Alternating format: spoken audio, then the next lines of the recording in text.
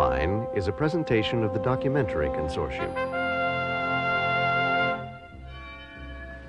3 years ago, Frontline went to Edenton, North Carolina to investigate one of the largest child sexual abuse cases in the country. It's about sexual abuse of little children, preschool-age children, and it's also about abuse of trust. If I couldn't trust a daycare owned by my best friend for my child to be safe in, then I knew that I probably wouldn't be able to trust much of anything else. Last night, in part one of Innocence Lost, The Verdict, Frontline told the story of Bob Kelly and his wife Betsy and what their friends and neighbors believed they and others had done. Everything that I'm telling you is coming from my child. Betsy participated and physically and sexually abused these children just as Bob did. In America now, if you want to get even with a man, all you do is accuse him of a sex crime. Defendant Bob Kelly's trial included the testimony of witnesses. The screaming, I would hear the children screaming. Investigators. This is a male doll. And parents. I asked him if Mr. Bob touched him on the bottom, and he said yes. After an 8-month trial, the jury was divided. You really couldn't put your finger on it, but you didn't have anything but circumstantial evidence.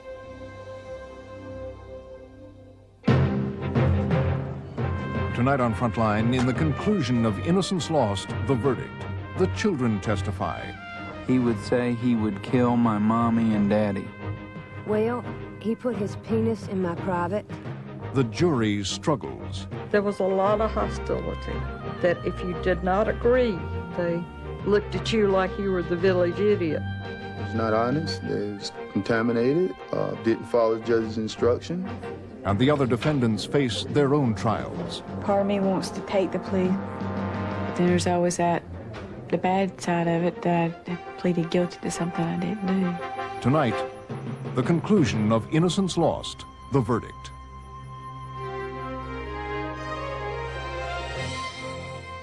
With funding provided by the financial support of viewers like you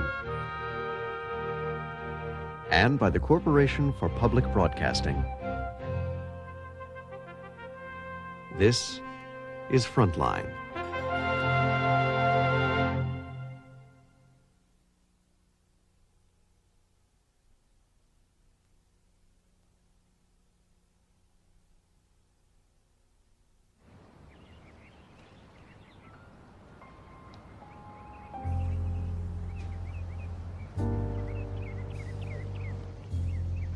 The town of Edenton lies on Albemarle Sound on the North Carolina coast. It's an old colonial town, founded in the early 1700s. A town of about 5,000 people. Church-going, conservative, proud of its history and tradition. This is the oldest courthouse in North Carolina, and it's probably one of the oldest continuously used courthouses in the United States. Okay, come on, we'll go up and see a teapot. Once the unofficial capital of North Carolina, Edenton and its citizens fought for their country, for independence, and the Bill of Rights. They were legislators and lawyers, and one of them, James Ardell, was appointed to the first Supreme Court by George Washington. His words in defense of the law are etched in stone on the wall of the new courthouse in Edenton. It's a court where the rules seem relaxed and the cases unsurprising. We have a whole court every Tuesday. Any particular Tuesday any better than any other? Alice Twitty is the court clerk. She's worked here for 25 years in a job she loves. But for the last 4 years, she's sat only a few feet away from the files of the worst criminal case in Edenton history. The records of her daughter, Elizabeth Betsy Twitty Kelly. Betsy is a defendant in one of the largest child sexual abuse cases ever. with 90 preschool children allegedly abused by 7 people in the Little Rascals Daycare, which she owned with her husband, Bob Kelly. Bob Kelly's trial opened in August 1991. It would last 8 months. At the same time, Scott Privott, a video store owner and a friend of Kelly's, was in jail awaiting trial. Robin Byrum and Don Wilson, 2 daycare employees, were out on bail awaiting trial after spending over a year in jail. By the time of Bob's trial, Betsy had been in jail for almost 2 years. All her requests for reduction of bail, which was close to $2 million, had been denied. Her family was unable to raise the money. Neither her sister, Nancy Smith, nor her father, Warren Twitty. We're a family, a very close family.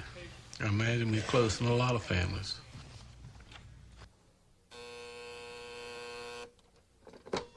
Yes, sir. Warren Twitty had been a successful businessman in Edenton, but things hadn't gone well since the case started. I had to sell stuff that I was going to use for retirement. I had some holdings that I had in some buildings and some things that I had set up on a plan for retirement I've had to liquidate in order to pay my attorneys, as far as I have paid them. There were other losses, too. People don't come in my office like they used to and want to come back and have a chat with me or ask my opinion on even politics or anything. I used to be very active in politics, but I don't get asked to participate in anything since this has come up. I think you know when you're being isolated. I think you feel it, you see it, and you know it. Feeling isolated, the family clung together. With Laura, Betsy's daughter, they waited for Betsy to come home. And they worried. With so much time gone by, if her bail were reduced, would they still have the money to pay it? Then, in the middle of Bob Kelly's trial, in September 1991, Betsy had another bail hearing. I'd been told so many times that this was going to work, this was going to be the time, this was going to be the good time, and it never was. I just didn't know if I could go through all of that again. The seeing my family, the tiny spark of hope that this might be the time. The collapse of communism has taken place since he signed this order. And I submit to you, Your Honor, that it is common sense that when one is put in a prison cell,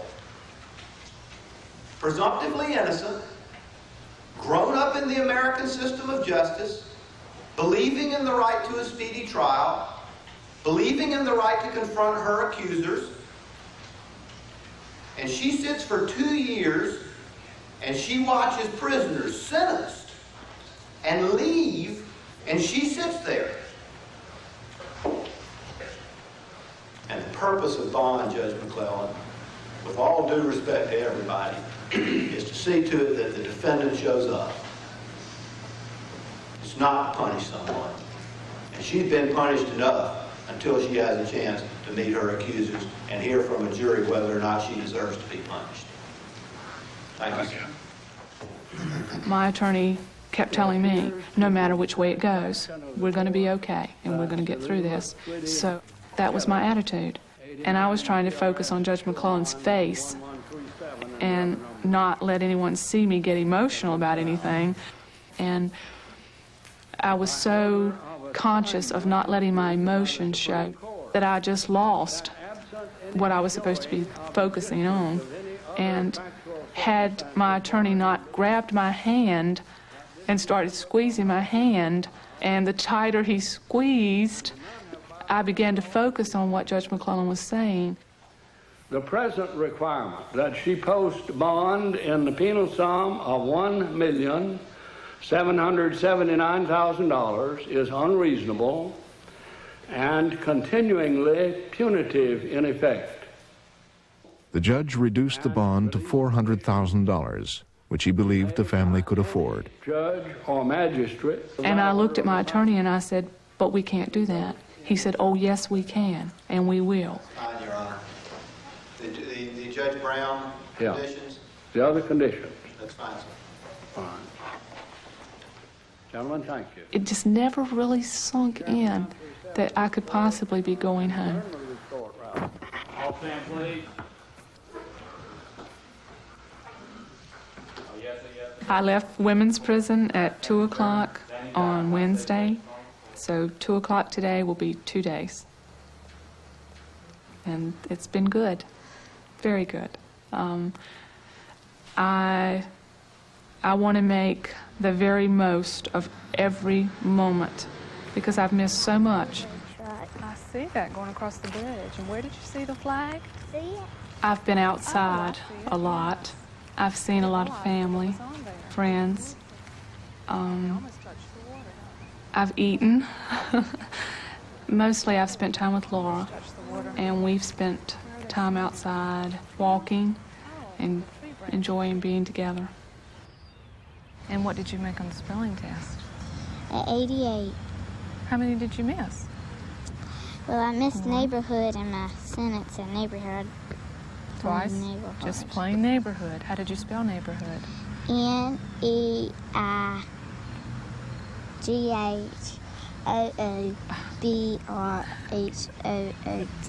But see, it's supposed to be. It's wonderful. It's nice. It's beautiful.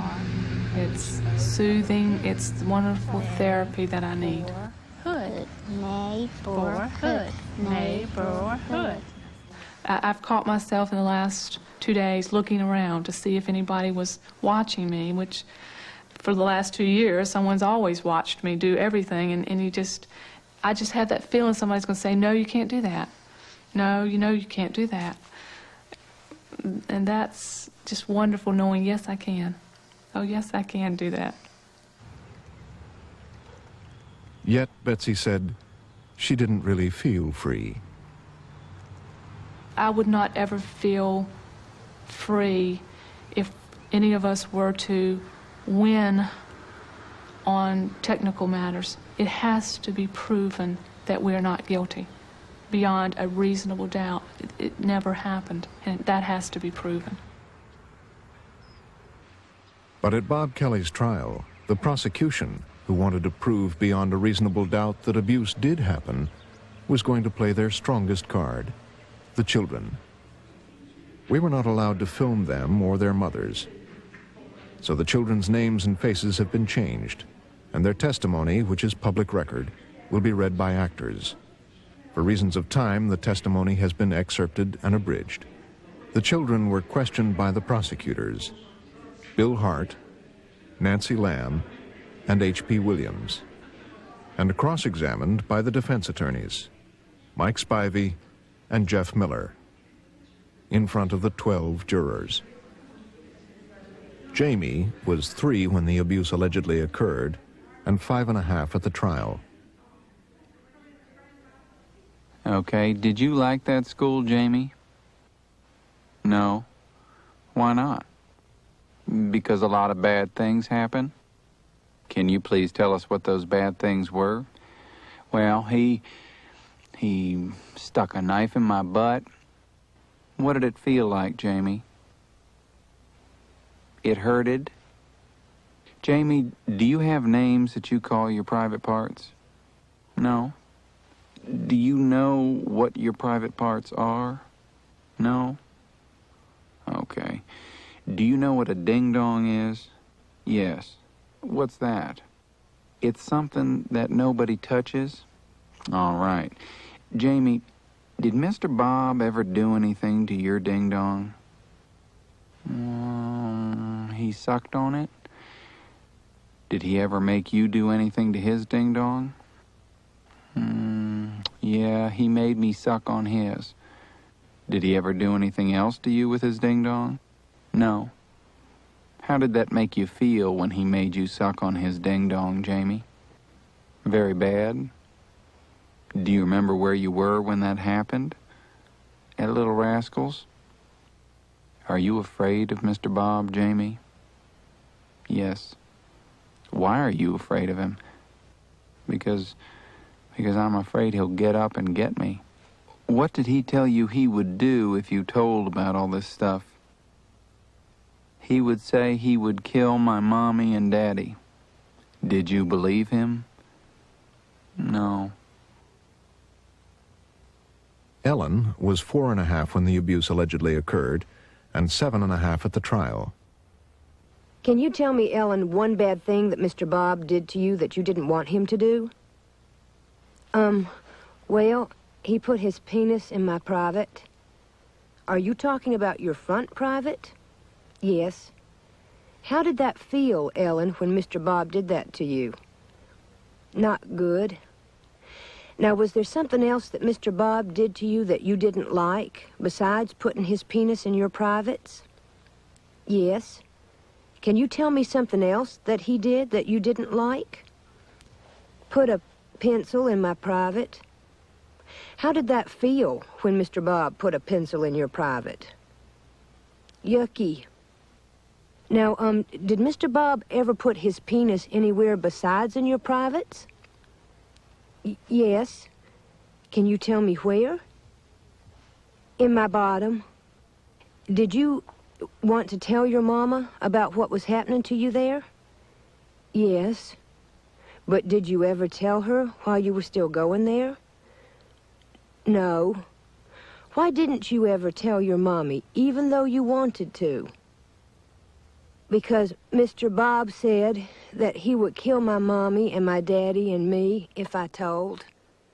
Did you believe him? Yes. A few of the jurors described their reactions. Juror David Williams. Tears come out my eyes, and I have grandkids also, and I can tell when a child is telling the truth. I know when I make up a story, I know when the truth. I've been around long enough. I love kids, and like my own. But I can tell when one is telling the truth. Susie was 4.5 at the time of the alleged abuse, and 7.5 at the trial. Do you remember anything else that Mr. Bob did to you that you didn't like at Little Rascals? He put his penis in my, hiney. Did that happen one time, Susie, or more than one time? More than one time.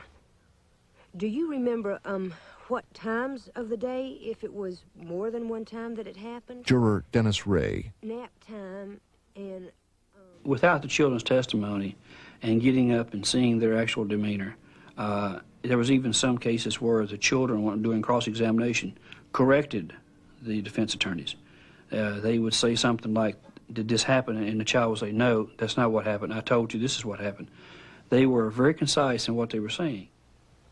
Andy was just 4 at the time of the alleged abuse and 7 at the trial. Do you remember Ms. Betsy? Do you remember who she is? I didn't for a while, but since you mentioned it, now I do. Okay. Tell me about Ms. Betsy. Did you like her? No, sir. Okay. Why didn't you like Ms. Betsy? Because she did bad things?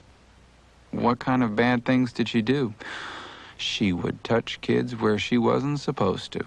And the only thing good she would do is just take the kids to dancing lessons when they had to go. And it was actually the first time that I had ever heard the children talk about this. Who were your friends that were in Ms. It was Shelley difficult, John, very difficult to look at these children that you loved and you watched grow up and you were with every day, and to hear them say things that made no sense, that were certainly not true, it was frightening.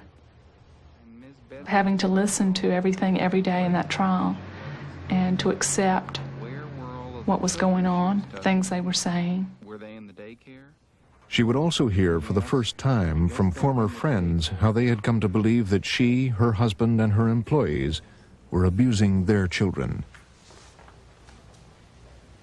Susan had been a good friend and a staunch supporter of the Kellys. She had 3 children in the daycare. Only one was testifying in the case. Bridget. When the police came to interview Bridget very early on, Susan told them she had no reason for concern, and she complained that Officer Toppin was trying to lead her child. She kept her children in the daycare until the week it closed. Then she sent Bridget to a therapist, Judy Abbott, to be evaluated. After the first therapy session, Judy Abbott gave her a book to read to her child every night, called Patty the Rabbit. What was Patty the Rabbit about?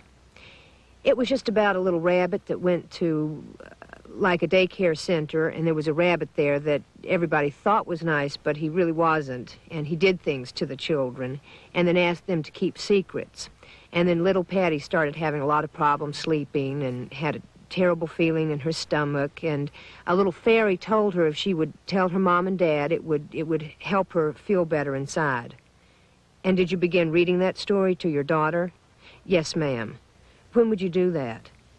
At nighttime, when we would put them to bed. Bridget listened to the story, but did not disclose abuse. The next week, Judy Abbott gave Susan another book, Tilly the Kitty.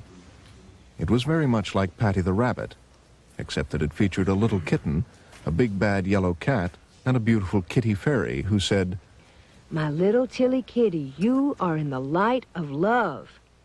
Do not be afraid of Mr. Big Yellow Cat. He can't hurt you when you have the light of love. The light of love keeps you safe. You can be safe because the power of the love light helps you to tell and tell and tell when you are not happy and you feel icky inside. Remember, you are only unsafe when you don't tell someone about those icky feelings. Icky secrets can hurt you. The power of the love light can make you safe and strong. Go for it. Tell, tell, tell. You have the superpower of the love light. Wow, don't you feel better?" Bridget heard the story and still did not disclose abuse. The third therapy session, Judy Abbott gave Susan a third book to read to Bridget. Susan also began to question the child more intensely. She was asked by the prosecution to describe some of the conversations she then had with her daughter, which led to the child's final allegations of abuse. I brought her into my room and I was rocking her and I was explaining to her that sometimes people weren't always what you thought they were. And I asked her if she knew of anybody that had fooled Mommy like that, and she said yes, Miss Betsy, Mr. Bob, and Miss Shelley. And then she went on to say that Miss Shelley had tinkled on the floor. She was then asked about another conversation, a day or two later. She got very silly, and as she did every time that she started talking about the daycare. And she said that Miss Shelley had tinkled in the road. What did you ask her then? I don't know that I said anything other than probably the road, because I thought this was just the strangest thing I'd ever heard. And she said in a really hysterical way, the railroad. After a few more sessions of questions and answers, Bridget finally made her sexual disclosures. She's just wild. She is jumping from the sofa to the coffee table, just hysterical. And she's pulling down her pants, and she's saying, Mr. Bob used to do this in front of us all the time. And she's pulling her pants down. And then she said, he used to spank his wee-wee, and he touched all the children's bottoms, mine too. And then she sat down on the couch, and she lifted her leg up, and she started rubbing her vaginal area. And she said that they used to do this at daycare. And what else did she say?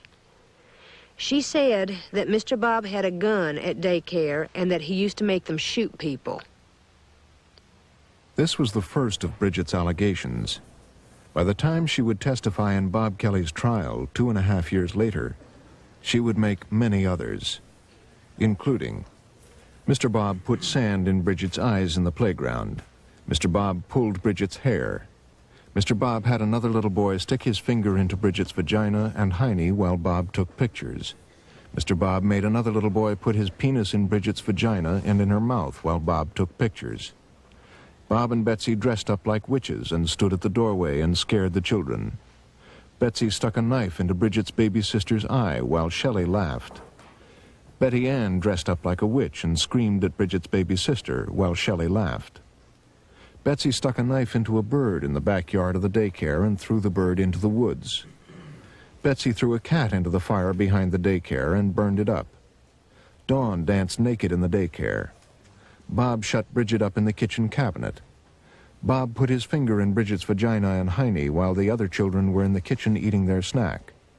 Bob peed in Bridget's mouth while the other children were in the kitchen eating their snack. Most of Bridget's allegations did not end up as charges, including her allegation that Bob and Betsy killed babies. She was asked about it by defense attorney Mike Spivey. Well, now, you told Ms. Judy that they killed babies at the daycare, didn't you? Yes. Okay. And where did that happen that you saw babies killed? I can't remember. Okay. Who killed the babies? Sometimes Miss Betsy or Mr. Bob. And how did they kill them? With a gun. Okay. Did they shoot them? Yes. Did you really see the babies shot? Sometimes.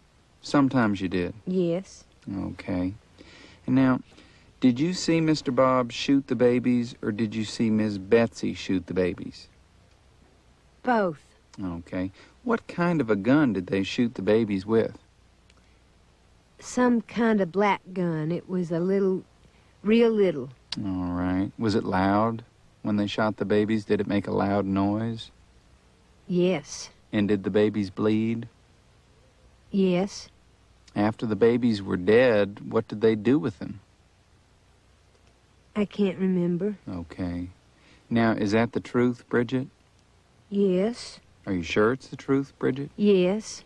Now, you understand you were taught in court school about telling the truth, right? Yes. And that everything you say has to be the truth, right? Yes. Okay. Now, is it the truth about Mr. Bob and Miss Betsy killing the babies? Yes. Did they really kill babies? Sometimes. Sometimes. Well, now, when you talked to Miss Judy, you didn't tell her that happened at the daycare, did you? No. You told Ms. Judy it happened in outer space, didn't you? Bridget, isn't that what you told Ms. Judy, that Mr. Bob and Miss Betsy killed the babies in outer space? Yes. And you told her that you went to outer space with Mr. Bob and Miss Betsy in a hot air balloon, right? Yes. Did you really do that? It was a spaceship. Okay, it wasn't a balloon. You went in a spaceship? Yes. Is that the truth? Yes. Is that the truth like all the other things you told us? Yes. And these are things that Ms. Judy helped you talk about, didn't she? Yes. The jurors tried hard to make sense of the testimony. It's hard to believe that most of this happened when a child was 2.5, 3.5 years old. And this is something that we were really amazed at, to the point that these children were so consistent over their stories. And the little inconsistencies that they had, like one of them said that he rode in a spaceship. And then during the examination of the testimony, we found that they had went to the circus the Wednesday, I think, before that. And the child had ridden on, his favorite ride was a spaceship ride. So the thing started making sense. Not to all of the jurors. Roswell Streeter was disturbed. Them kids saw a lot of things. I mean, flying in outer space and hot air balloons. I mean, in my opinion, it's the same kid that said Mr. Bob stuck a finger in their rectum. That's the same kids that said that said, you know, they've been to outer space. And he shot babies at the daycare. You know, in my opinion, the jury's supposed to look at all of that, not just the kids said Mr. Bob did that. We're going. See the dog? Juror Roswell Streeter is a 27-year-old industrial technician. He is married and the father of Erica, who is 2.5 years old. I mean, the majority of the jury, they, you know, was a child saying Mr. Bob stuck his finger in me. I mean, that could be taken at face value. But all the bizarre stuff, riding on a hot air balloon, being carried into outer space, and, you know, why couldn't everything be taken at face value if that's the way we're going to do it? Roswell says that he couldn't stop thinking about the children's testimony. In my opinion, when the children stood up in court, or they sat in court and testified, there's no doubt in my mind that them children believed that something had happened. But the point is, well, that I'm concerned with, did it happen? I mean, what did they say? How did they say it? How did the children come about saying it? How many interviews did they have before they said anything? That's what I was mainly concerned with. Round and round we go. I have a 2.5-year-old, and we're dealing with children, and we're dealing with kids that things that supposedly happened to them happened 3 years ago. Here we are, how are you today, sir? Very well, we thank you. These are not the Little Rascals' children, but this was the age of the children when the alleged abuse occurred. Over the course of 3 years, they were questioned by parents, therapists, the police, and the district attorney. How would it affect their memories? When you continually question a child about sexual events, it's not difficult to produce statements from the child that are inaccurate. Dr. Philip Esplin is a child psychologist who has had 20 years' experience with abused children. Consulted by the defense, he is one of the few professionals who has had access to all the files in the Little Rascals case. Theoretically, if I said, did Bob put his finger in your butt? Did it hurt when he did that? Did you feel bad when he did that? Bob was a bad person for doing that. Bob's been put in jail for doing that. Ultimately, there's a substantial risk the child is going to come to believe, genuinely believe, that Bob in fact put his finger in his butt, when in fact he may not have. And that can be produced as a byproduct of the questioning sequence. How did it make you feel when he stuck his finger in your bottom, Neil? Bad? Did you tell anybody about that? No. Why not? I don't know. Juror Mary Nichols was concerned. Children at that age, I went back to how old these children were in the beginning. And having children of my own and grandchildren. Children are easily led to say things. And I just could not go along with what they were saying. Mary Nichols says that she was concerned that the state was constantly rephrasing their questions and leading the children. The prosecutor, Nancy Lamb, questioned Bridget. Now, Bridget, did Bob ever put his private anywhere? I can't remember. Okay. Do you remember whether Bob ever put it in your private? Objection to the leading, Judge. Overruled. I can't remember. Okay. Do you remember did you go see a lady named Miss Judy? Yes. Did you talk to her about some things that had happened to you? Yes. And you still go see Miss Judy, don't you, sometimes? Yes. And do you remember telling Miss Judy that Bob put his private in your private? Yes. And did that happen to you? Yes. How did that feel? Bad. The defense lawyers, who felt that the children were being led by the prosecution, were powerless to stop it. Well, I think it's very clear they were led. There are a lot of instances where the child would say no, and the prosecutor would, in essence, correct them and say, well, didn't you tell Miss Judy that it happened? And the child would turn around and say, oh, yes. Yeah, I heard your objections to the leading questions, but the judge, he agreed with them. Apparently. Bobby had just turned 3 at the time of the alleged abuse and was 6 1/2 at the time of the trial. Did you have to lay on top of Bridget? Yes, sir. And when you were laying on top of Bridget, where was your private? I forgot. Do you remember telling Miss Judy that you had to put your private next to her private? Objection. Overruled. Did you have to do that, Bobby? No, sir. What did you say? No, sir.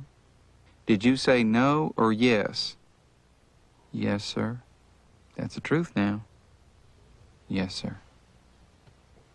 The defense attorney, Jeff Miller, explained. The law is in direct contrast to the science. The science says that younger children, particularly preschool children, are the most suggestible age group of children, and that it's very dangerous to ask them leading questions. The law says that because of the young age, it's appropriate to ask leading questions. So we have that conflict of the psychology or the science and the law that leads to these kinds of issues in these kinds of cases. The dangers of leading a young child were demonstrated by Andy's testimony. Do you remember whether Mr. Bob ever put his penis in your mouth? No, ma'am. You don't remember that? No, ma'am. Did Mr. Bob ever put his penis in your mouth and you didn't want that to happen? Objection. Overruled. You said what now? Yes, ma'am. And did he do something when he put his penis in your mouth? No, ma'am. Did you tell your mother about that happening to you? Yes, ma'am. And do you remember a time where you ever had to do anything to Mr. Bob's hiney with your mouth? No, ma'am. Do you remember telling Dr. Betty that one time you had to lick Mr. Bob's hiney? Objection. Overruled. Did that happen? Did you ever have to do that you didn't want to do it? Yes, ma'am. That turned out to be a false charge. The real charge was Bob Kelly licking Andy, and not the other way around. The prosecution had made the child admit to something that was never charged. Consequently, that charge was dropped. But more than anything else, what bothered some of the jurors was that even the simplest charge had no physical evidence or eyewitnesses to support it. It just doesn't make sense. There was maybe 50 or 60 children at the nursery. Somebody had to bring those children there. Somebody had to pick them up. If there wasn't but 25 or 30 people bringing them, did they never see anything going on? They never saw anything wrong? Nobody in the town ever saw anything wrong? It just doesn't make sense. I was lying awake at night with this on my mind, worrying about it and worrying about what to do. And if I just had one thing that would convince me that he had done these things. And I couldn't come up with it.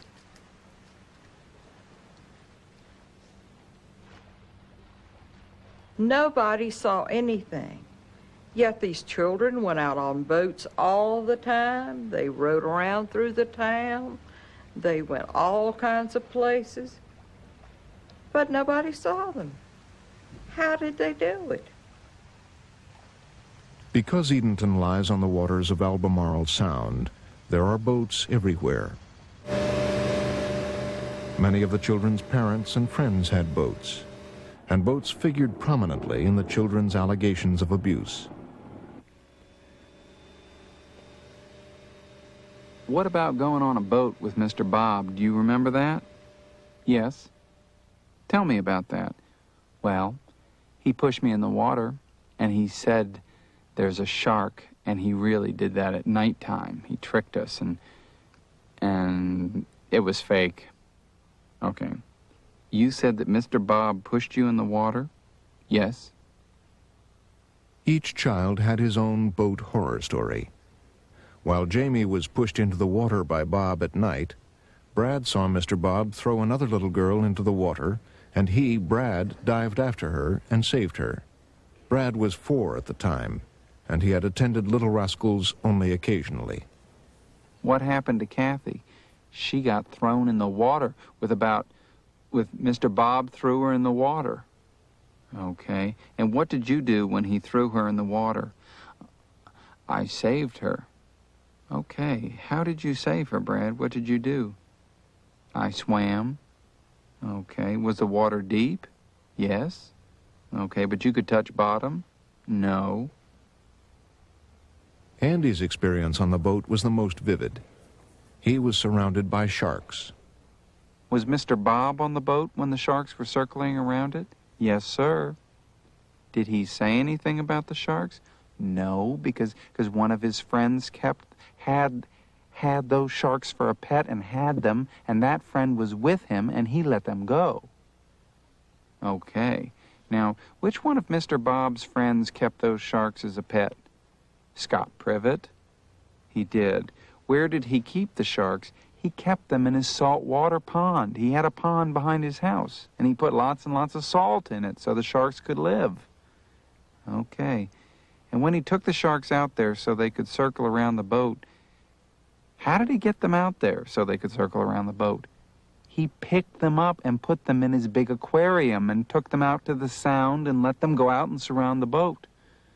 Now, how did he catch them again to get them back to his saltwater pond? Because he has this machine that can go out in the water and gets it. It's a boat machine, and he drives it out. And it was a boat and had machinery on it, and the machinery got it so he could pick the sharks up, and he made it. And he made it. And he invented it. Okay. Scott Privott invented that machine to catch the sharks. Yes, sir. And you saw it catch the sharks out there, Andy. Yes, sir. Is that the truth? Yes, sir. Are you sure? I'm sure. Juror Marvin Shackelford, a 54-year-old factory worker, said he was perplexed. The children they told it that Bob Kelly put them on a boat. He carried them out in the water, and there was sharks swimming all out there. Said Bob Kelly took one of the children, threw them overboard, and this 2-year-old child said he had to jump overboard and save him. It sounds just like a fairy tale. It didn't make any better sense to me. It all seemed to sound just like something that a 2 or 3 or 4-year-old young would dream up, and they believed it all. Did you believe it all? Everything? Everything. Yes, because at once it sounded like a fairy tale, but a child is 3 or 4 years old. They can't get it all out, but they try to tell you the best of their knowledge. And so I believe them. What was the hard evidence? That's a good one. What was the hard evidence?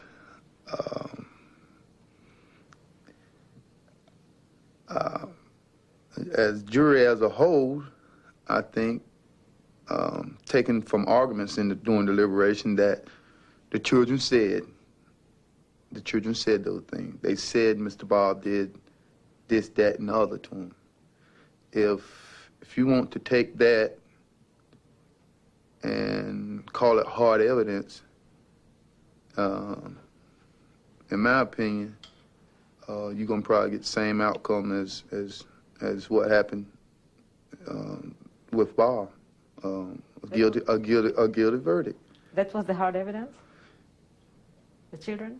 Yes, it had to have been. I mean, in my opinion, it wasn't. The evidence wasn't there. I didn't see any hard evidence.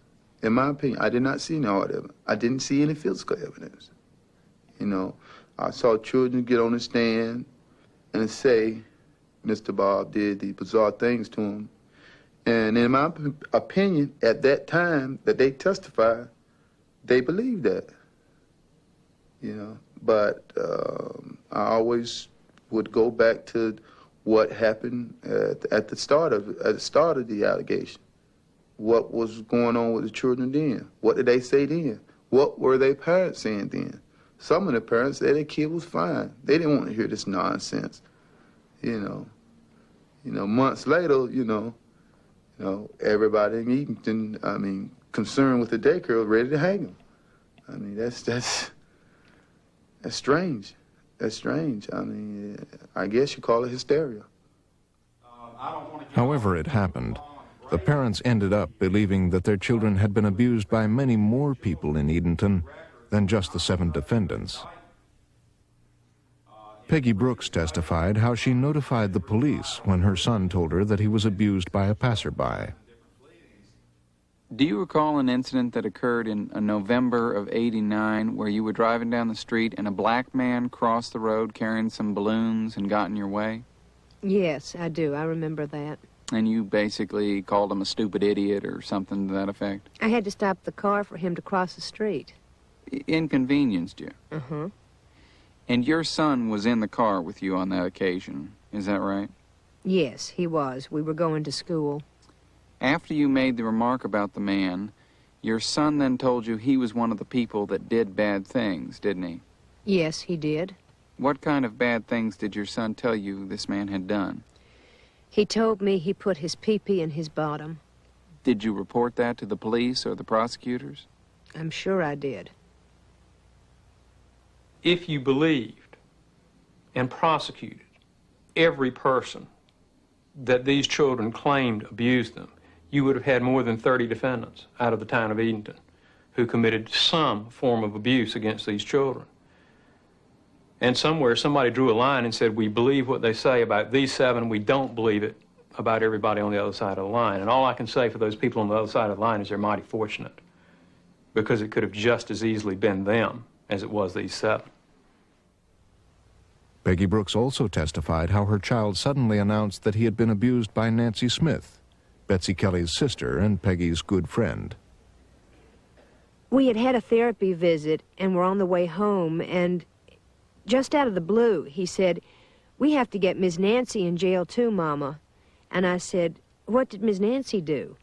And he said, "You know, the same things." I said, "Well, you need to tell me what she did." And he said, "She karate chopped me." And I said, "She did? Did she do anything else?" He said, "Yes." I asked him if she hurt his private parts. He said, "Yes." And I said, "Can you tell Mama what she did?" And he said, "She hurt me." And I said, "You need to tell me how she hurt you. Did she hurt your pee-pee?" And he said, "Yes, she hit and kicked my pee-pee." And I said, "Did it hurt you?" And he said, "Yes. And she hit and kicked my bottom, too." And I said, "She did. Did she do anything else?" She put her finger in my bottom. "Mama, is Miss Nancy your friend?" And I said, "No, son. I used to think Miss Nancy's my friend, but apparently she's not." The children, they name over 20 people.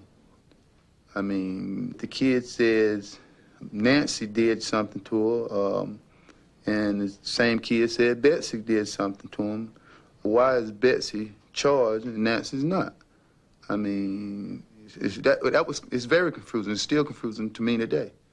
I mean, some people go to jail the rest of their life and some don't, you know. Oh, nice one. Do it one more time. Do it one more time. Nancy is Betsy Kelly's sister. There was a point after the 7 people were arrested that there was a rumor in Edenton that he being Mr. Hart, was going to pick up 2 more people. And I had my bags packed. Yes, ma'am, I did. And it was a night I don't want to live through again. My husband was on the phone calling everybody we knew in case we needed bail money. It was terrible. It was terrible. It was a horrible night. But nobody ever came. Put your arms down. Let me see your pretty face. It's like almost everything I've been taught to believe in this country has just been trashed. Scott Privott has been in jail for 3.5 years, awaiting trial. 3.5 years. It's hard to comprehend sometimes that I've been locked up that long. Named by the children, Privott has been waiting to see what evidence they have against him. They can't have any evidence against me. It's impossible. They might create some evidence, you know. But as far as having anything real, no, because I didn't do anything. I've never been in the place again. I keep telling people that, and they just go, well, I'm shocked. I said, yeah, I'm shocked, too. For 3.5 years, I'm shocked. But no. If they got evidence, I want to know what it is. They didn't have any evidence in Bob Kelly's trial, did they? Whatever Scott Privott thinks about the evidence, it was enough for Bob Kelly's jurors to convict him on 99 charges out of 100. There was only one charge that the jury would find for the defendant and against the state. Bob Kelly was charged with having sex with Dawn Wilson in front of the children and with having sex with his wife, Betsy, in front of the children. The witness was Susie, 7.5 years old at the time of the trial. When you saw Mr. Bob doing something to Miss Betsy, did you see him put his penis somewhere? Yes. Where did he put it? In her front and back private part? And when you saw him do this with Miss Dawn, can you tell me what you saw him do to her? Kiss her? Okay. And then what did he do? Put his penis in front and back part. And when he put his penis in her front part, did they stay still or did they move? Move. The jury would find Bob Kelly guilty of having sex with Dawn Wilson and not guilty of having sex with his wife, Betsy. They explained. She wanted this daycare so bad, I don't believe she would have jeopardized this in front of the children. I don't think she would have lowered herself down to the standard of having a sexual relationship in front of the children right there in that daycare. I think she was fighting for it, she wanted it, and she just had to do the best she could. Betsy Kelly, she's a hard-working woman, and I believe she's innocent. Really, I do. I really do. That came to me, you know, she wasn't that all bad lady. She was pretty good. But didn't the children say that she had sex in front of them? I said that Miss Betsy Kelly, the children said something about Bob. I just got a feeling, that's all, that Betsy Kelly didn't do all this.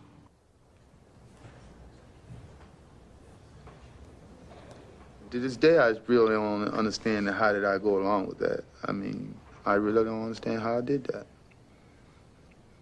We, the jury, felt that Bob Kelly was not guilty of having sexual intercourse with his wife in front of children. But the same kid said that Dawn had, but we as a jury came up with a guilty verdict on that. And that it was hard. It was very hard for me. It was easy for some, but it was very hard for me. The parties have the right to argue to you. After 7 months of testimony, the time came for the two sides to present their main points. So please now give your attention to the arguments. First, for the state, Ms. Lamb. For the state, the children's allegations of abuse and the detail in which they described it. The children's behavior at home, which the state claimed was consistent with sexual abuse. The fact that the children had knowledge of sexual matters far beyond their years. For the defense, the suggestibility of children who were exposed to constant questioning about sexual abuse. The fact that most conversations with the children were reconstructed at a later time. The lack of any physical or conclusive medical evidence. The fact that when first questioned, all of the children denied being abused. The fact that many of the charges were implausible. Bob Kelly's case was finally in the hands of his jurors. Please be kind enough to allow the jury to exit first and take a break.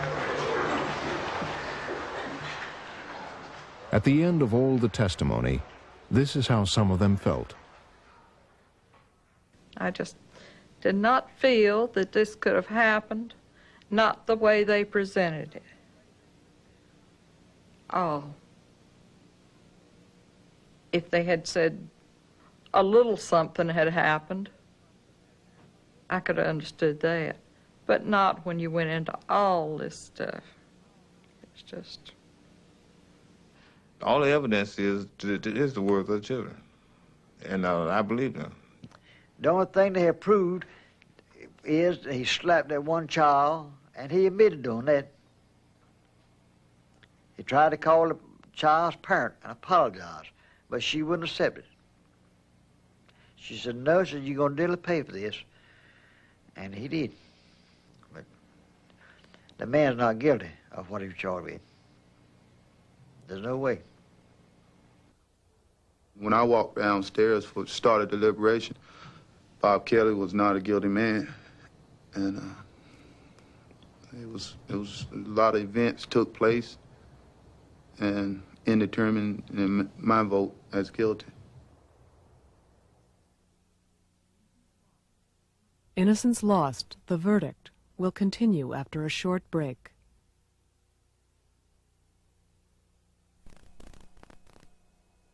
We now return to Innocence Lost, the verdict.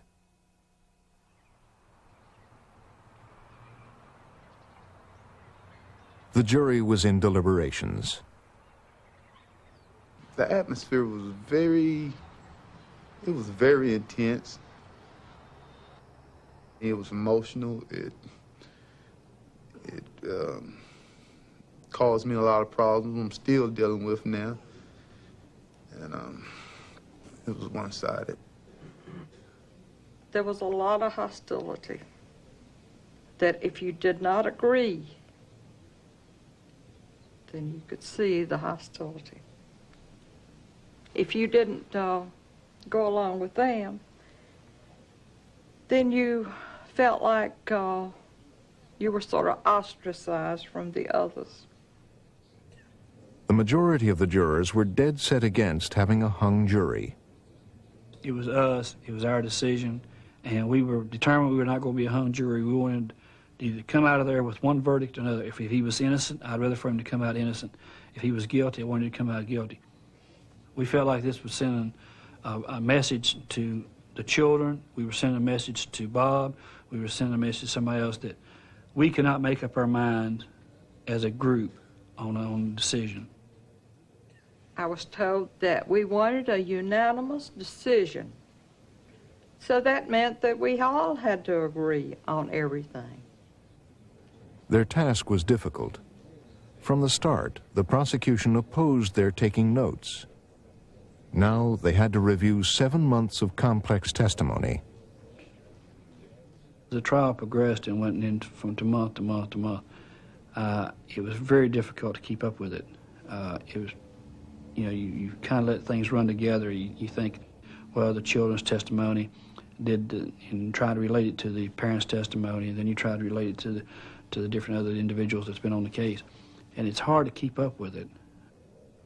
At the beginning of deliberation, I was so excited. I said, well, I'm here, I'm serving now, and I felt like I was the best juror in the world. But, yeah, I became very confused. I couldn't figure out what did I miss during these 8 months of testimony. I could not figure it out. It was like I was in a totally different courtroom than the majority of the jury. And it made me feel very inadequate. Mary Nichols said that she felt just as frustrated. I kept thinking that the ones that were so sure that he was so guilty, that had been that way all along, that they knew something that I didn't know. And I wanted to know, well, what is it? What is it that you know or that you heard that I didn't hear? But I never found out. It all sounds just like something a 2 or 3 year old young'un and some grown dumb parents would dream up.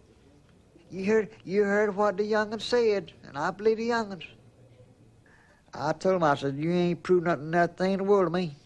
I said, you have got to have, I said, you're messing with a man's life. I said, you've got to have some proof. But they're still the same way, still the same way. The evidence was there.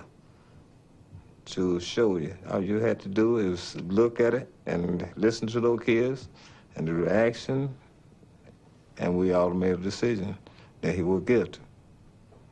100% then. Once I heard the actual things that went on from the time these children started talking to the time up to present, the evidence was there. I didn't believe that. But when I said I didn't believe it, then sooner or later they would get to the point that they looked at you like you were the village idiot. So you just shut up. You didn't say anything. Nor did they say anything when, in the middle of the deliberations, a juror suddenly announced that he had been sexually abused as a child and had never told anyone. This was in spite of the fact that he, along with other jurors, had been asked during jury selection if he had been sexually abused. He said no. For Roswell, it was an incident that affected his decision. It was concerning to me that none of the children went home and, so to speak, slipped up and said, "Mom, guess what happened today? Dad, guess what happened today? I saw this today. Mr. Bob did this," you know, down a sexual line. And it was a concern to me that none of that, you know, happened. I didn't get that out of testimony. Nobody said anything about that. And that why didn't, out of this number of children, why didn't one of them even come home and say that? You know, that was one of my arguments. Then we had a jury stand up and say that they were sexually abused as a child and didn't tell anyone.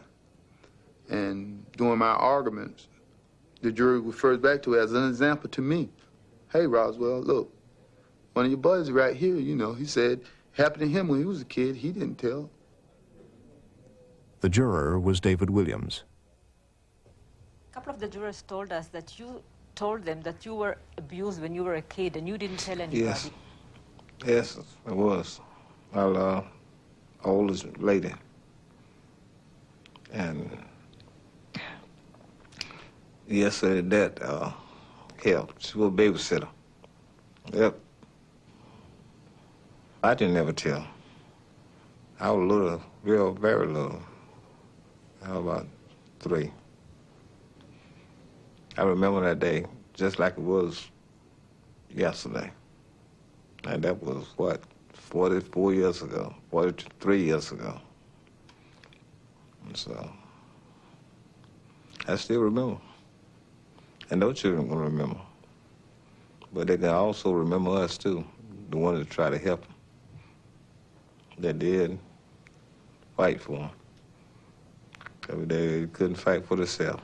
They need help, so we did it. Roswell Streeter knew that there were things taking place in the jury room which should not have been allowed, but he says he was torn and confused, and he went along. Did the jury follow the judge's instruction? In my opinion, no. We brought in a red book. I mean, the red book, yes, a magazine. And there was an article in there about a pedophile.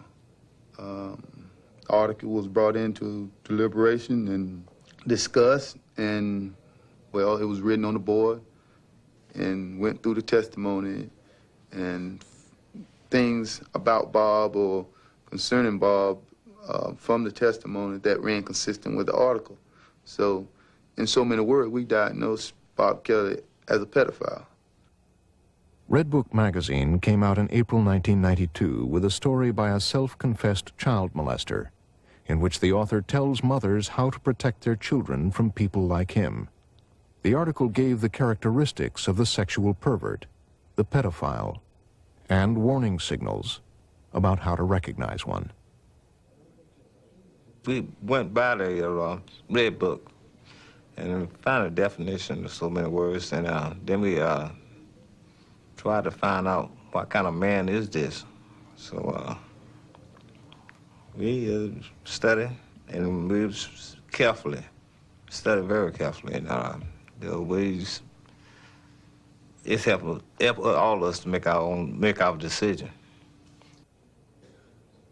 Why would you read an article in a magazine and agree with what it said, but disregard the testimony of a doctor with all kinds of credentials. None of us were trained in things like that. Just because we read a magazine article or read a book, we weren't trained in things like that. We had no right to base a man's life on that. Did anybody know that you're not supposed to bring a Red Book magazine to the deliberations, and you're just not supposed to do that?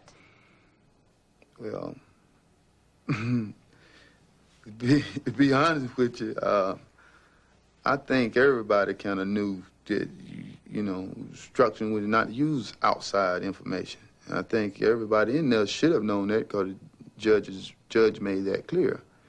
And to be honest, I don't think anybody thought I'll be sitting up here telling you about a red book. So what happens during deliberation, most cases you never hear anything about it. The jury went home every night, but they were not allowed to do any research on the case, especially not to go to Edenton. We had asked the judge previously to go, and he had denied it, and we weren't sure why he denied it. So the 2 times I went was right toward the deliberation because I wanted to get a clear, concise way of the town, way the town was. And because they had talked about going on the walks with the children and going to the waterfront. And so I wanted to see it for myself. And so I went. They were not honest. No, they were not honest. No.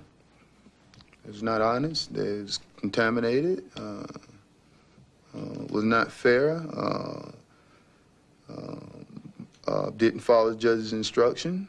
And well, I'm guilty too. I can't say I was honest in my answers to being selected for the jury. I was very honest in not being prejudiced, not being contaminated. I sat and listened to everything, and I was very honest until I was influenced that my vote be guilty. I was very honest up until that point. And you know, hey, I'm human. I can say I made a mistake. By the 3rd week of deliberation, they were drained and exhausted. My health was not good. I shouldn't have been there. But I was willing to do what I thought was right until it just got to the point where I couldn't. Mary Nichols was not alone. Marvin Shackelford also worried about his health. It's the first time in my life I ever been under pressure like that. And I hope it's my last time. They sat down and argued with every one of us, trying to make us change our mind to a guilty verdict. And it's like I said, I have done had one heart attack, and I sat there and argued and fussed until I started hurting in my chest, and I knew that I wasn't sitting there having a heart attack, so I finally agreed just to get out of there. But I don't believe justice was served on a man. I really don't. Roswell Streeter also felt the strain. I was a total wreck during the deliberation. I was totally wrecked. My fellow jurors, you know, just made me feel inadequate. I was like, I was lost. You know, I was like, everything that I thought I was hearing is, and putting it all together to see the whole picture of what I thought happened in Edenton was direct opposite of, you know, what majority of the juries felt. And, you know, like I repeat, these are people I respect. You know, I've been with them almost a year. I mean, we ate lunch together. We shared our family experience together. And these people I really respect. So to come in deliberation and I'm just 180 from majority of the other juries, it was a big letdown. I mean, I struggled with anxiety, stresses, and I was very much confused. It was the 12th day of deliberation when Mary Nichols went home feeling drained. She said she couldn't sleep. My son-in-law knocked on the door, and he came in and says, "How are you?" I said, "Well, I'm not sure how much more I can take of it." I said, "I'm at the point where I just don't feel like that I can go on much longer." And he told me, he says, "You go in there in the morning, and you tell the foreman that you're not going along with it, that you all will have to go to the judge and talk with him, or that you'll have to make some other arrangements. You'll have a hung jury. But don't keep putting yourself through this torture." And he sat there and he talked to me for an hour and a half. So the next morning I went in, and of course we voted every morning. And then when we started to talking about it, and I said, well, there was a lot that I still did not feel comfortable with. And when I did that, one of the other jurors, who had been so sure all along that he was guilty, said, "Let's go back to the very beginning and go through all the evidence." Well, I had heard all the evidence in the courtroom. I had listened to a lot of it in that deliberation room, and I couldn't see that that was going to do any good. So it ended up that I was just tired. And somebody said, "Let's put an end to this, let's get it over with." And I went right along with it. Voted guilty on all the last charges. And that was the end. And that was the end. We, the jury, as attested by our signatures below, unanimously find the defendant guilty of first-degree sexual offense, guilty of taking indecent liberties with a child, guilty of crime against nature. Is this your verdict? So say you all. Yes. We, the jury, unanimously find the defendant guilty of first-degree sexual offense. Guilty, guilty, guilty, guilty of first-degree. The words echoed over and over in a Farmville courtroom: Robert Kelly Jr. guilty of child sexual abuse. Tears and hugs. Parents call this a win for the children.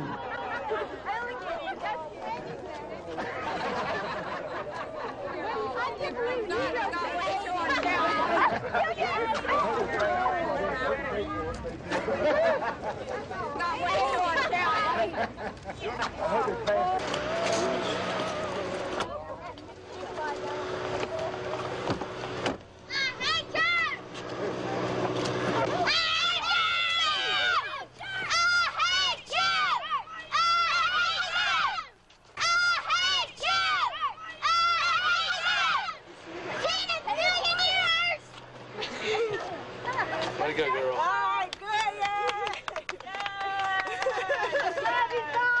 Let's go get something to eat. Come on.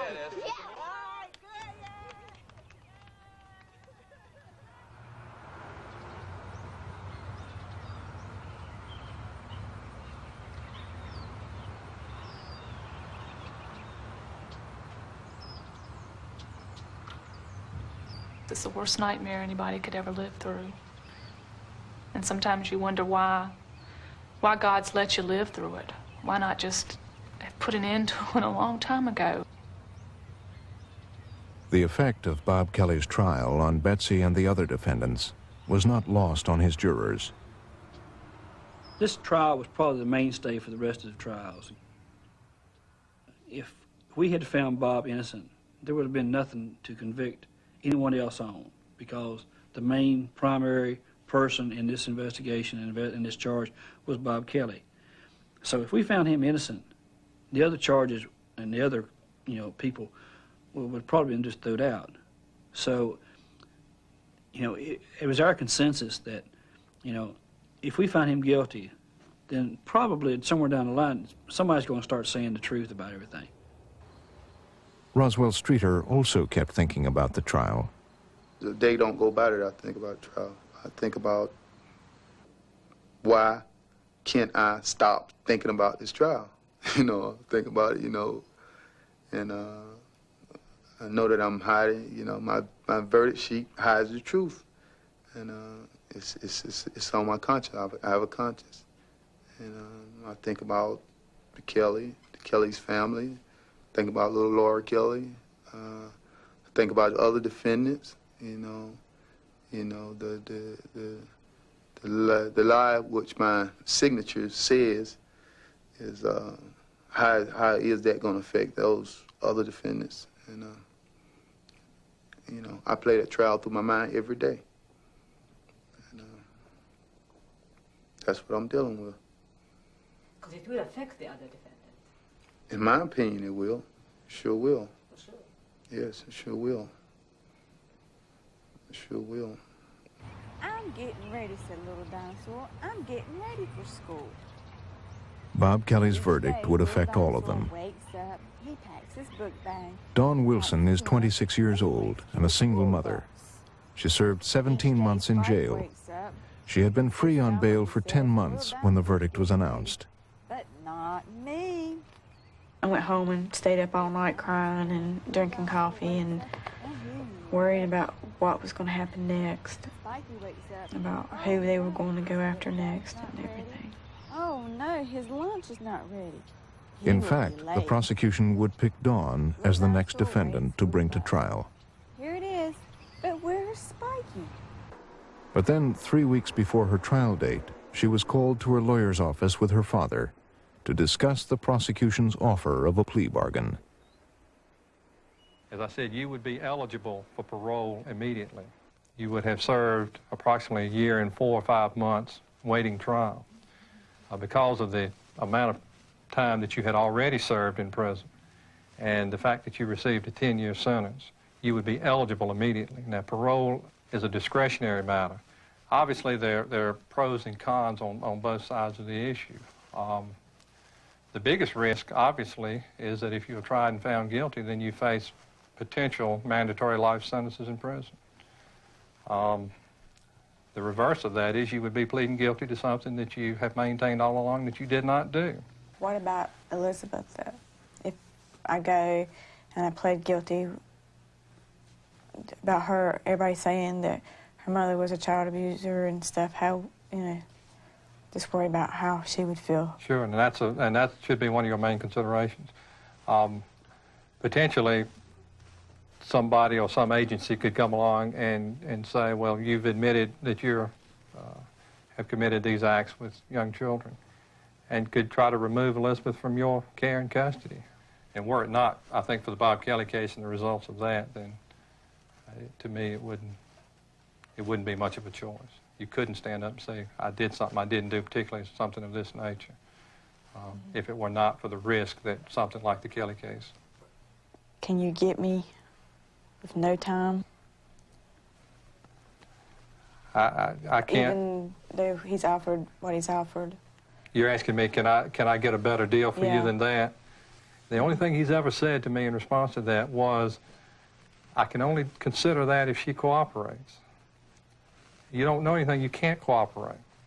So at this point, since you can't offer him what he wants, then I take him at his word when he says he can't offer you a type of plea where you wouldn't serve any more time.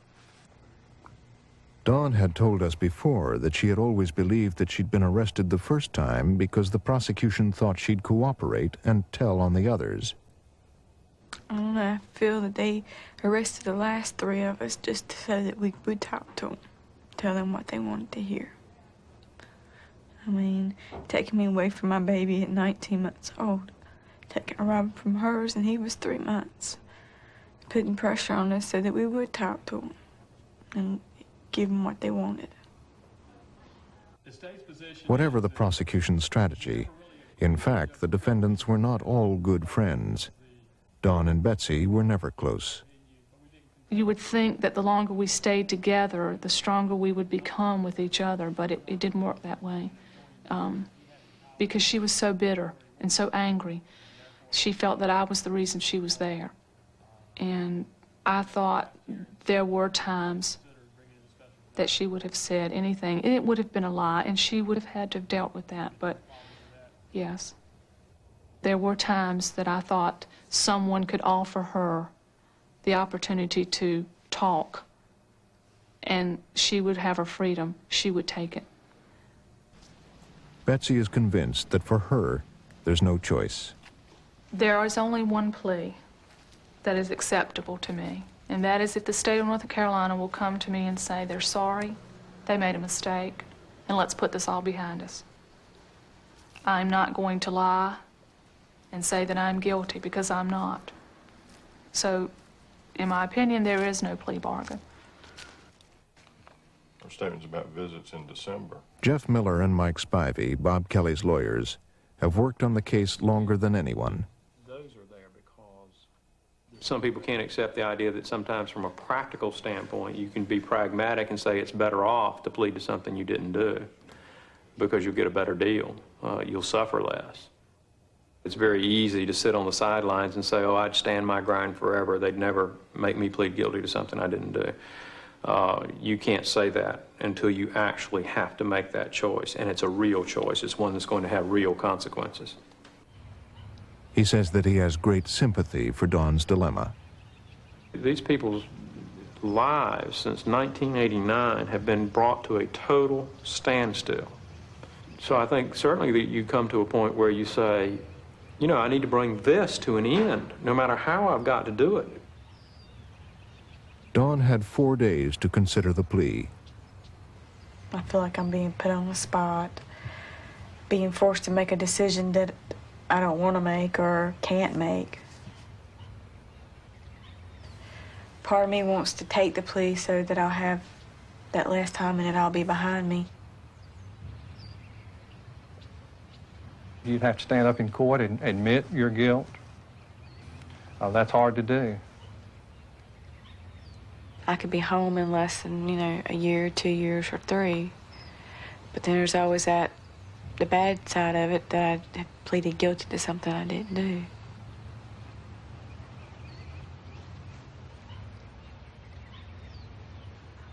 Elizabeth, can I come down with you? Yeah. All right.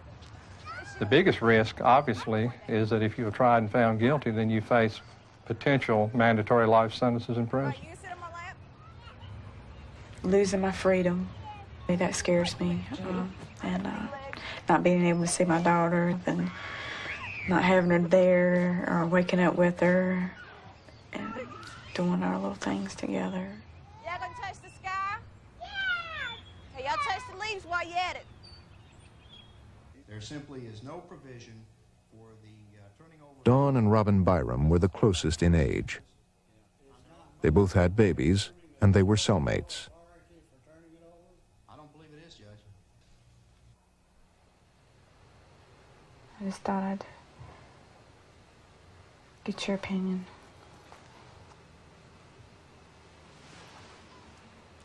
I don't know, Dawn. Stayed up, cried myself to sleep.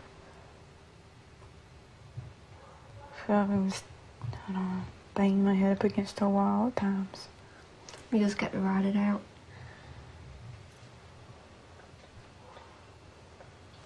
I mean, do you honestly want to say that you're guilty? No, you're not. I just feel like I'm between a rock and a hard place. I don't know. The only thing is, if you take it, though, we fought as long as we have now. Mm-hmm. And no matter what, you're never going to be able to prove to people that you were innocent if you admit your guilt. I'm not going to plead guilty. I'd have to live with that. And my child would have to live with it. And there's a chance if I have a trial that the jury will see my innocence, and then I won't have to go back at all. I'm going to take that chance. But what if I get a jury like Bob's and I'm there for the rest of my life and I'll be in prison and look at my grandkids grow up? I believe it's all going to work out. If you pray hard enough, it's all going to work out, Tom. God's not going to let us sit in there the rest of our life. Bob might have to sit in there another year, but he's going to get out.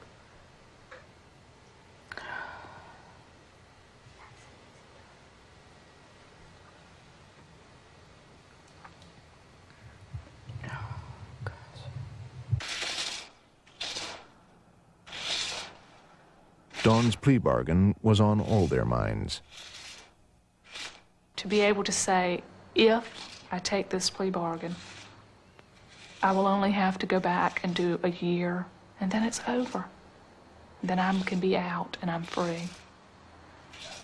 But to me, that's an exceptional price to pay for freedom. And really, do you have freedom when it's over?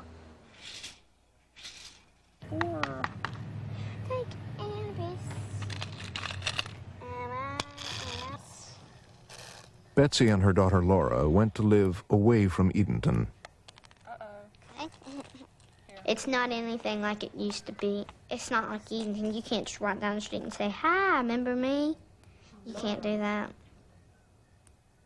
Ow! Right over top of your other one. Here, go. I have a friend. It's a boy, not a boyfriend. But now that I went over there, because I have a doctor there, and I went over there to see the doctor. And I didn't play with him because I didn't want to, because I knew that he was going to ask me why I wasn't there. I didn't get out of the car when the bus came. I just waved to the bus driver because I didn't want to, I didn't want to get out and everybody say, "There's Laura." Like, she's been here through K through 3. Now she's gone.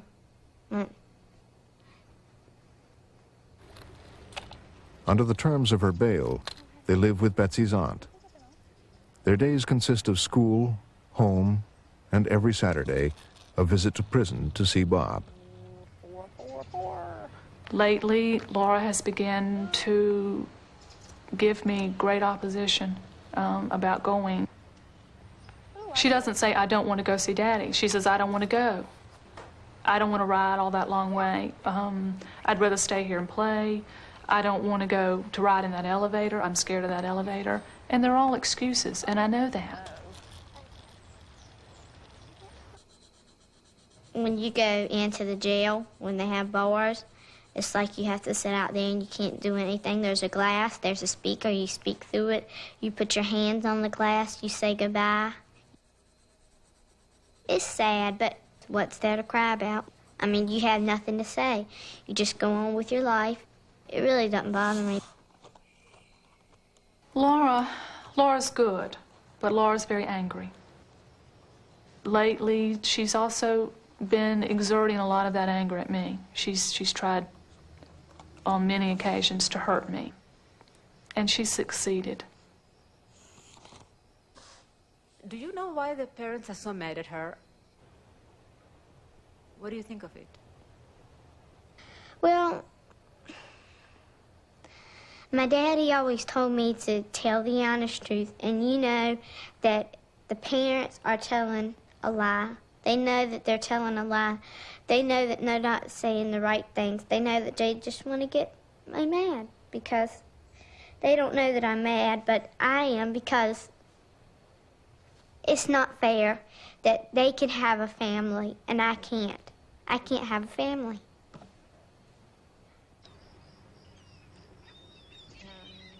Now, Laura says she wants to live at her Aunt Nancy's house, afraid that the family she does have, her mother, might soon be taken away. We picked her up from school and said, "Laura, you got to come live with us because they put your mother in jail."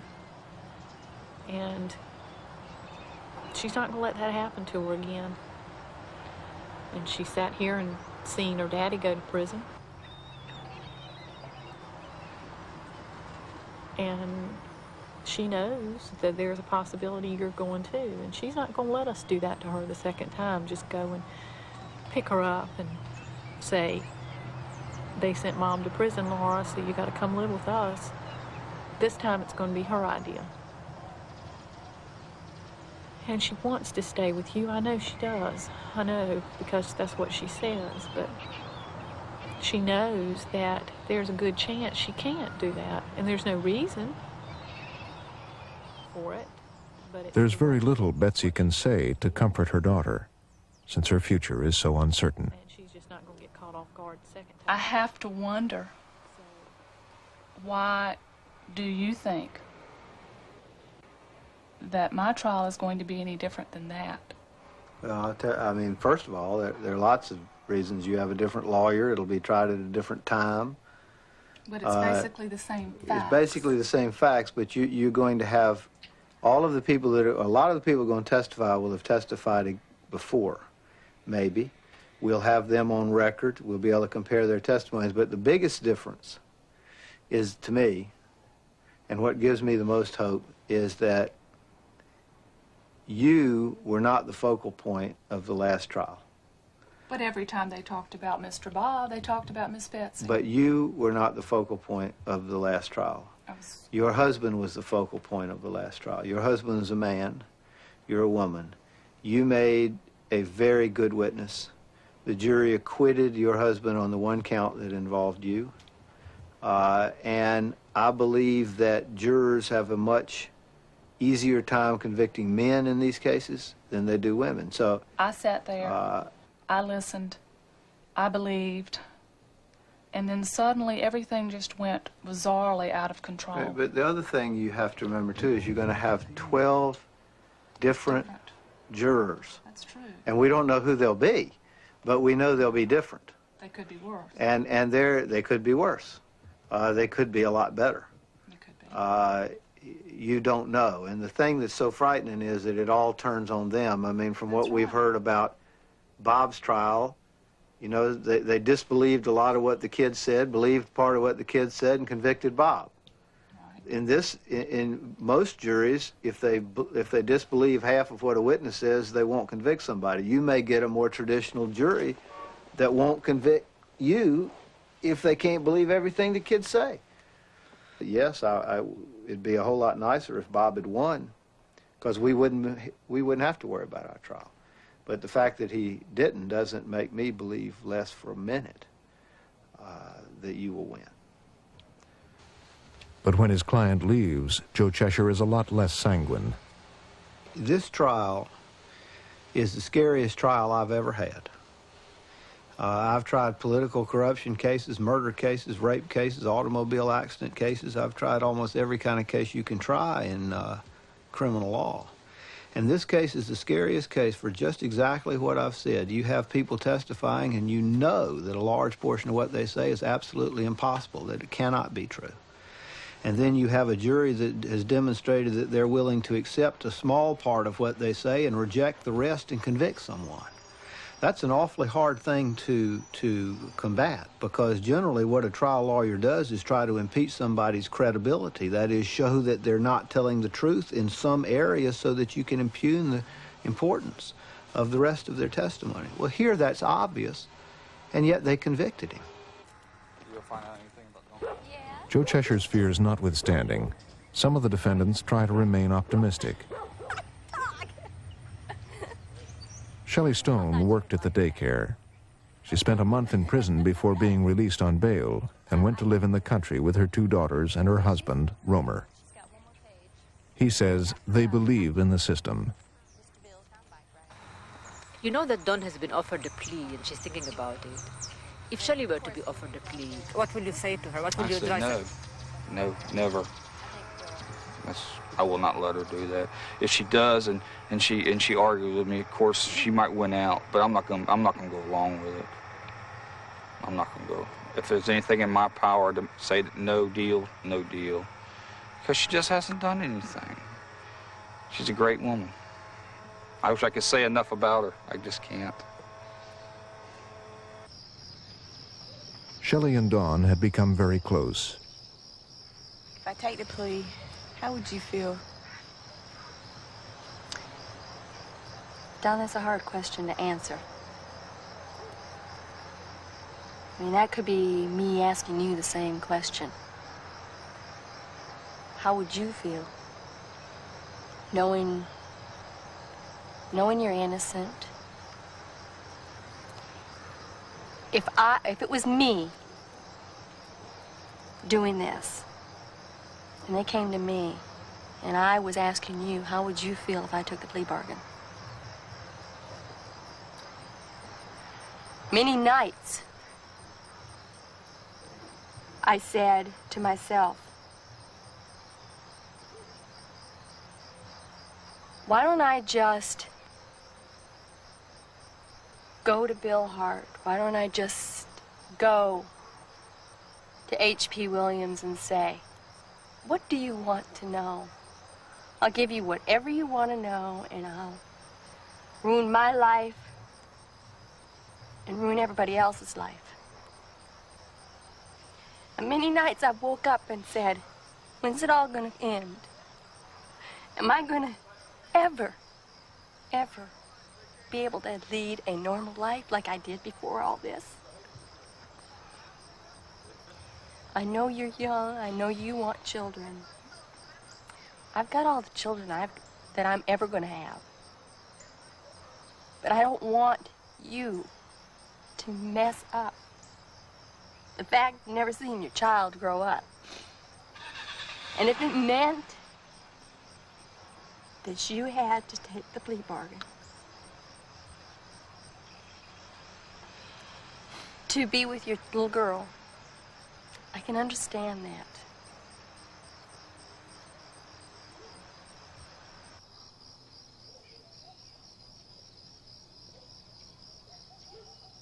Almost 4 days have gone by.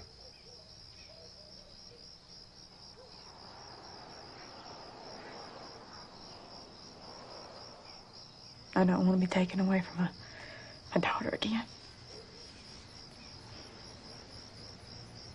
Because it would be unfair to her and me.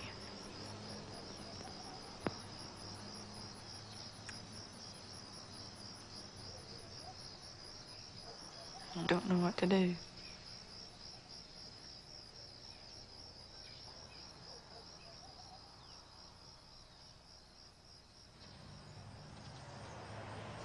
The next day, she had made up her mind. I guess it was more like last night, yesterday sometime. And I came home and just sat quietly by myself, nobody around, nobody to disturb me, no TV, no telephone, no nothing, and just sat and thought. Just decided then, Hart wants somebody to plead, and it's not going to be this child. Hart wants somebody to plead, she said, and it's not going to be this child. Why? Why did you decide that? Is this more for yourself, or is it because... Mainly for myself. Because I want to prove my innocence. For yourself. And for Elizabeth. I don't want her to have to go through life. If I had taken that plea, and somebody says, well, your mom pleaded guilty, and... you know, somewhere in her life, somebody's going to give her a hard time about that. And I would rather for somebody to say, well, your mom fought for her freedom and for her innocence than for you. So, I'm going to go on there November the 2nd with a fighting attitude and a winning attitude. No matter... You feel at peace? Yeah. I really do. I feel more at ease with everything. I feel like, you know, I can face the world, whatever it brings, I can handle it and I can deal with it. And No hesitations. No hesitations. No second thoughts. No second thoughts. Nope. None whatsoever. This honorable court for the county of Perquimans has now resumed its sitting for the dispatch of its business. God save the state and this honorable court. Thank you. Good morning to you all. Dawn Wilson's trial opened on November 2nd, 1992, in Hertford, 15 miles from Edenton. While the jury was being selected, Dawn was offered another plea bargain, whereby she would have to serve a maximum of only 10 months in jail. She turned it down. The case would be prosecuted by Nancy Lamb and Bill Hart. Dawn's defense attorney would be Bo Simmons. Ladies and gentlemen of the jury, this case is about abuse. It's about sexual abuse of little children, preschool-age children, and it's also about abuse of trust. Dawn's lawyer also addressed the jury, telling them what he believed the state's case would be. As as I have said, the state's case will be nothing more and nothing less than what these children between the ages of 6 and 11 come into court, take the witness stand, and tell you happened, and specifically what my client, they say, did to her. That's what the state's case will be. It will rise or fall on that evidence. Dawn took the stand and denied the charges. Now, one of those charges, Dawn, is that you put your finger in the vaginal opening of Lauren in the daycare center. Did you do that? No, sir. Another offense now pending against you is that you put your finger in the vaginal opening of Dawn was charged with 7 counts of abuse involving 4 children. Did that ever happen? No, sir. One of those 7 charges is that you engaged in intercourse with Robert Kelly in the presence of Bennett at the daycare center. Did you do that? No, sir. The children's parents were there, just as they'd been before. So were the children, 4 of the 12 from the previous trial, with similar testimony, except less of it. There was Ellen. She stuck a needle in my privates. Do you remember what the needle looked like? No. There was Melissa. She licked Mr. Bob's penis. Do you remember whether Mr. Bob's clothes were on or off when she did that? No, sir. Then came Susie. He touched what on Miss Dawn? Her front private part. And when you saw this happening, were Mr. Bob and Miss Dawn standing up, sitting down, or lying down? Lying down. And John. John, when you went to Little Rascals, did you ever have to do things with Miss Dawn that you didn't like having to do? Yes. Tell us what you remember having to do with Miss Dawn. Lick her? Where did you have to lick her, John? On her front private? The trial lasted less than 2 months. The prosecutors addressed the jury, summing up their case. First, Nancy Lamb. Perhaps the saying has crossed your mind, you can't judge a book by its cover. This defendant has tried to portray herself to you as a sweet, innocent young mother of a little girl that she loves very much, who could not possibly do the things these 4 children have said she could do. Oh, poor Dawn. Oh, poor falsely accused Dawn. She made a concerted effort to make sure that you saw her interacting with that daughter in front of you as you would file into the courtroom after a recess. And she would be at the table, not out in the courtroom, but up at her table, hugging her daughter. Do you think she did that because she loves her daughter? She did it to build her facade, her cover. Don't be fooled by the cover of the book, Sweet Innocent Dawn. Open it. Look inside. That's what we've done for these months. And what you see and what you have seen and what the credible, believable evidence shows is that this book is about smut. The state's case was now clearly based on the word of the children. This case rises and falls on what the children said. And there has been nothing presented to show that you shouldn't consider these children as persons, that you shouldn't consider them to be eyewitnesses to these crimes. But ladies and gentlemen, these children did see things. They did go through the things that they've talked about, and they did their level best to come in here in court and sit in front of this crowd and talk about it. And the truth is that this defendant is guilty of each and every one of the charges that are pending before you at this time. Dawn's lawyer, Bo Simmons, talked about the lack of evidence. There's not one shred of physical evidence to support what the children say. There's no pictures, there's no videos, there's no fingerprint evidence. There's nothing. There's no physical evidence to support it. You remember these children, none of these children ever said anything about Dawn prior to the therapy process, and I went through with you yesterday and I showed you with each of these 4 children how many months it was into that process and how many sessions they had before they ever mentioned Dawn Wilson's name. How do you determine He asked the jury to remember that many things the children had said could not have been true. We know everything these children have said can't be true. What is the criteria? How do we know when they say something about Don Wilson it's true, but we know when they say something else it's not true? How do we make that decision? How are we supposed, as jurors, to sort out fact from what we know to be fiction? And Ms. Lamb, how dare you question her love for that little girl? That's the one thing that's genuine in this whole case, is how she feels about that little girl right there. And for the state to come up here and question that is unthinkable. At the end of the closing arguments, and just before the case went to the jury, Bill Hart made a dramatic gesture. We're going to add that to Mr. Simmons' pile, because that's evidence too. Now, none of that could have been evidence. What he added to that pot were the therapy reports. On his questions. And let me explain that a little bit.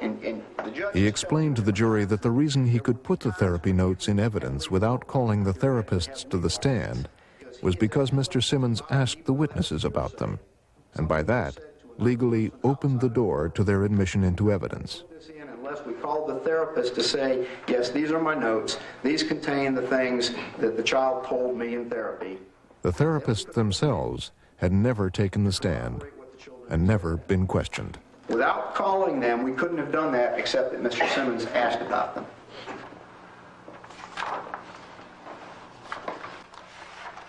When Dr. Philip Esplin heard what happened in the courtroom, he was appalled.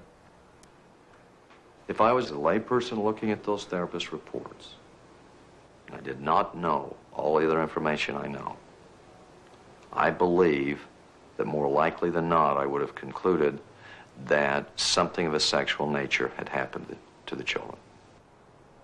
Dr. Philip Esplin is a child psychologist with 20 years' experience treating abused preschool children. He was asked by the defense to stand by to testify in Don Wilson's trial to respond to the therapists. He had spent weeks reviewing their notes. There were several things that bothered me a great deal. The first thing that bothered me was that there was not adequate documentation and preservation of exactly what occurred in the therapy sessions. As a psychologist, I believe it's impossible to understand the context of children's statements unless you electronically record it. There's no other way to do it. The reports were mostly paraphrased summaries of sessions. Often a 1-hour session would be summarized in less than half a page. Conversations that appeared as if verbatim had no audio or videotape to back them up. Words like child stated, child indicated, child disclosed abuse, child confirmed are used consistently. I would be very curious about what happened to produce the information that was represented in the notes. They don't tell us anything about how the information was obtained. I see a lot of evidence that the investigative procedures were fundamentally flawed and used methods that were highly suggestive and that could easily result in the children's acquiescence.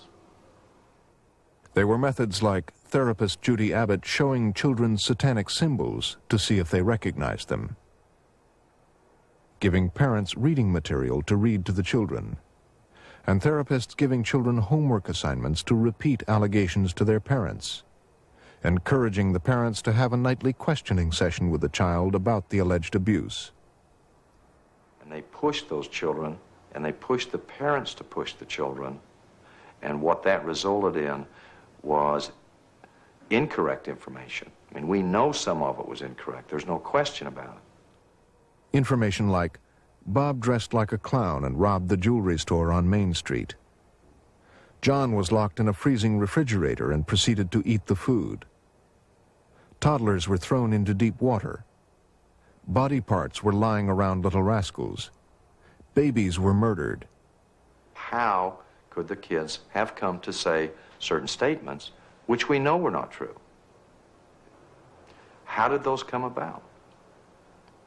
Now we're left with trying to decide which statements are more believable. And that's risky business.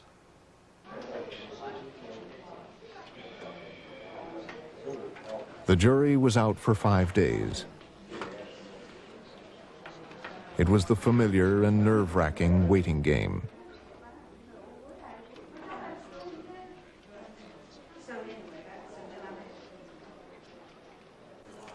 The jury came in several times asking the judge for clarifications. The last time they came in on December 20th, it was sudden and unexpected. Their verdict was unanimous. Dawn Wilson was found guilty on 1 count of first-degree sex offense and 4 counts of indecent liberties. What evidence did the jurors find? Hard evidence? No. I don't believe there was hard evidence. Not in this type of a case. There was just none. I didn't see any. Only 2 of Dawn's jurors agreed to talk to us.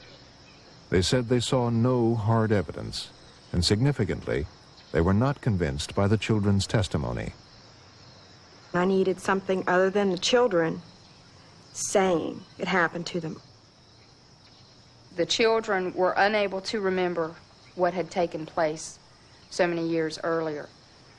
So they relied on the therapy reports.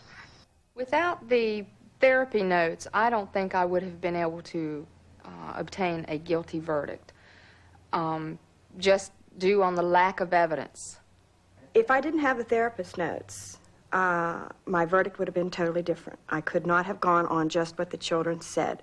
I personally needed something more than just what the children said. I needed something to back them up. And your verdict would have been? Not guilty. My verdict would have been not guilty if I didn't have the therapist notes. I needed the therapist notes to help make my decision. So prosecutor Bill Hart's legal maneuver had paid off. Because that's evidence too. The jury was able to take the notes into the jury room without anyone to refute them. If I was a member of the jury and had some question after the testimony and then had reviewed the therapist's records, I would have convicted the defendant. Do you think she did it? No. Do you think she's guilty? No. Dawn Wilson was sentenced to life in prison. She was taken directly to the state prison in Raleigh, North Carolina, to begin serving her sentence. She will be eligible for parole in 20 years.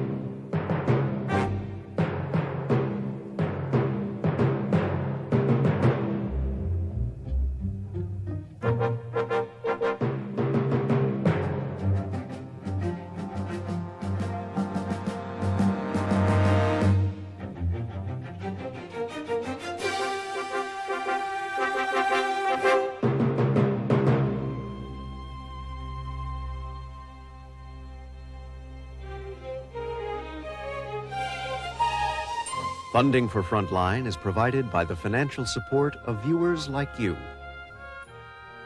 and by the Corporation for Public Broadcasting. Frontline is produced for the Documentary Consortium by WGBH Boston, which is solely responsible for its content.